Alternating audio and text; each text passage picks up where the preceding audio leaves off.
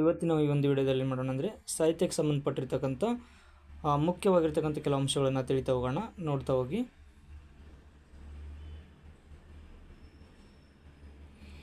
ಭಾಷಾಶಾಸ್ತ್ರದಲ್ಲಿ PhD ಪಡೆದ ಮೊದಲಿಗರು ಯಾರು ಅಂತ ನೋಡ್ತೀವಿ. ಈ ಒಂದು ಭಾಷಾಶಾಸ್ತ್ರ ಅಂದರೆ ಲಿಂಗ್ವಿಸ್ಟಿಕ್ದಲ್ಲಿ ಮೊಟ್ಟ ಮೊದಲ ಬಾರಿಗೆ ಒಂದು PhD ಪಡೆದವರು ಯಾರಂದರೆ ಡಾಕ್ಟರ್ ಕೆ ಕೆಂಪೇಗೌಡ ಅಂತ ನೋಡ್ತೀವಿ. Doctor K Kempegowda. ಅಲೋಕ ಶಬ್ದಮಣಿ ದರ್ಪಣ ಕುರಿತು ಬರೆದ ಕೃತಿ ಯಾವುದಪ್ಪ ಅಂದರೆ ಕರ್ತೃ ಯಾರಪ್ಪ ಅಂದರೆ ಶಬ್ದಮಣಿ ದರ್ಪಣದ ಕುರಿತು ಅಲೋಕ ಅಂತ ಒಂದು ಕೃತಿಯನ್ನು ಬರೀತಾರೆ. ಅದು ಬರೆದವರು ಯಾರಪ್ಪ ಅಂದರೆ HS ಬಿಳಿಗಿರಿ ಅಂತ ನೋಡ್ತಾ ಹೋಗ್ತೀವಿ. ಯಾರು? HS ಬಿಳಿಗಿರಿ. MS ಸುಂಕಪುರವರಿಗೆ ಅರ್ಪಿಸಿದ ಅಭಿನಂದನಾ ಗ್ರಂಥ ಯಾವುದಂದರೆ ಜಾನಪದ ಸಂಪದ. MS ಸುಂಕಪುರವರಿಗೆ ಅರ್ಪಿಸಿದ ಅಭಿನಂದನಾ ಗ್ರಂಥ ಜಾನಪದ ಸಂಪದ. ಜಾನಪದ ಎಂಬ ಪದವನ್ನು ಕನ್ನಡದಲ್ಲಿ ಮೊದಲು ಬಳಸಿದ್ದಾರೆ ಯಾರಂದರೆ ಆಮನಾಯಕ್. ಆಮನಾಯಕ್ ಅಂದರೆ ಹಾರೋಗದ್ದಿ ಮಾನಪ್ಪ ನಾಯಕ ಅಂತ ಇವರ ಹೆಸರು. ಹುಲಿಯ ಹಾಲಿನ ಮೇವು ಇದೊಂದು ಸಾಮಾಜಿಕ ನಾಟಕ. It is social dramatic. ಇದನ್ನು ಬರೆದವರು ಯಾರಂದರೆ ಭಾರತಿ ಸುತ. ಹೊಸಗನ್ನಡದ ಮೊದಲ ಸಾಮಾಜಿಕ ನಾಟಕ ಯಾವುದಂದರೆ ಇಗ್ಗಪ್ಪ ಹೆಗಡೆಯ ವಿವಾಹ ಪ್ರಹಸನ ಅಂತೇಳಿ. ಧ್ವನ್ಯತ್ವ ಪ್ರತಿಪಾದವಾಗುವುದು ಯಾವುದಂದರೆ ವ್ಯಂಜನಾ ವೃತ್ತಿ ಅಂತ ನೋಡ್ತಾ ಹೋಗ್ತೀವಿ. ಧ್ವನ್ಯತ್ವ ಪ್ರತಿಪಾದಿತವಾಗುವುದು ಅಂದರೆ ವ್ಯಂಜನಾ ವೃತ್ತಿ. ನೆನಪಿರಲಿ ಇದು. ಭಾರತೀಯ ಕಾವ್ಯಮೀಮಾಂಸೆಯ ಆದ್ಯ ಪ್ರವರ್ತಕ ಅಂದರೆ ಭರತ. ಅವನು ಬರೆದಿರ್ತಕ್ಕಂಥ ಒಂದು ಗ್ರಂಥ ಯಾವುದಂದರೆ ಭರತನ ನಾಟ್ಯಶಾಸ್ತ್ರ ಅಂತ ನೋಡ್ತಾ ಹೋಗ್ತೀವಿ. ಅಡಿಗರ ಒಂದು ಅಭಿನಂದನಾ ಗ್ರಂಥ, ಗೋಪಾಲಕೃಷ್ಣ ಅಡಿಗ ಅವರ ಒಂದು ಅಭಿನಂದನಾ ಗ್ರಂಥ ಅಂದರೆ ಸಂವೇದನೆ. ಇದನ್ನು ಯಾರು ಸಂಪಾದಿಸಿರಪ್ಪ ಅಂದರೆ GH ನಾಯಕರವರ ಒಂದು ನೇತೃತ್ವದಲ್ಲಿ ಇದನ್ನು ಸಂಪಾದನೆ ಮಾಡಿದರು. ದ್ವಿವಚನ ಪ್ರತ್ಯಯ ಬಳಕೆಯಲ್ಲಿರೋದು ಯಾವುದಂದರೆ ಸಂಸ್ಕೃತದಲ್ಲಿ ದ್ವಿವಚನ ಅನ್ನೋದು. ನಾವು ಏಕವಚನ ಬಹುವಚನ ಅಂತ ಕನ್ನಡದಲ್ಲಿ ಬಳಕೆ ಮಾಡಿದರೆ ಅದನ್ನು ದ್ವಿವಚನದಲ್ಲಿ ಬಳಕೆ ಆಗೋದಿಲ್ಲಪ್ಪ ಅಂದರೆ ಸಂಸ್ಕೃತ ಭಾಷೆಯಲ್ಲಿ. ಧಾತುಗಳ ಹಿಂದೆ ಸೇರುವ ಅವಯಗಳನ್ನು ಉಪಸರ್ಗಗಳು ಅಂತ ಕರಿತೀವಿ. ದೊರೆ ದುರ್ಯೋಧನ ನಾಟಕದ ಕರ್ತೃ ಯಾರಂದರೆ ರಾಘವ್ ಅಂದರೆ ರಾಮೇಗೌಡ ಅಂತ ಇವರ ಹೆಸರು. ಅವರು ಬರೀತಾರೆ ಒಂದು ಕೃತಿ ನಾಟಕ ಬರೀತಾರೆ. ಏನಪ್ಪ ಅಂದರೆ ದೊರೆ ದುರ್ಯೋಧನ.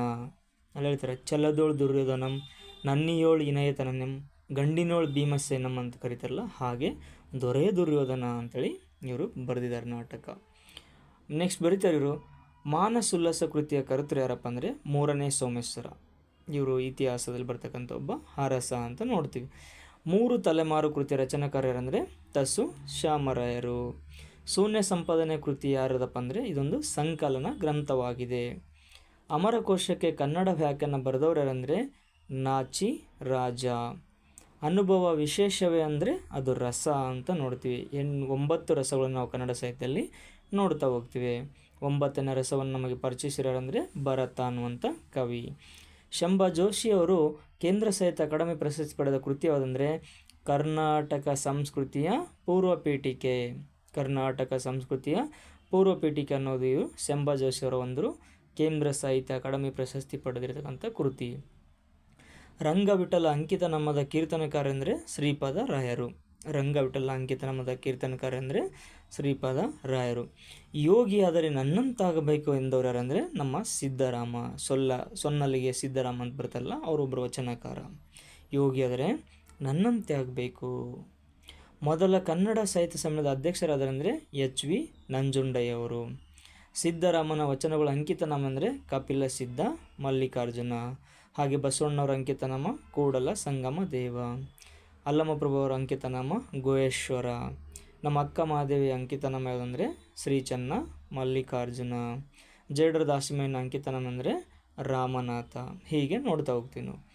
ಅಂಶ ಛಂದಸ್ಸು ಈ ಭಾಷಾವರ್ಗಕ್ಕೆ ಸೇರಿದ್ದು ಅಂತ ಹೇಳ್ತಾರೆ. ಅದು ದ್ರಾವಿಡ ಭಾಷಾವರ್ಗಕ್ಕೆ ಸೇರಿದ್ದು.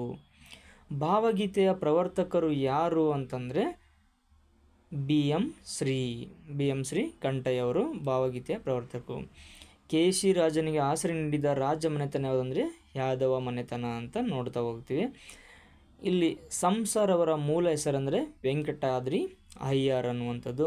ಆಮೇಲೆ ಶಿವರಾಮ್ ಕಾರಂತರ ಒಂದು ಪ್ರವಾಸ ಕಥನ ಯಾವುದಪ್ಪ ಅಂದರೆ ಪೂರ್ವ ಪಶ್ಚಿಮ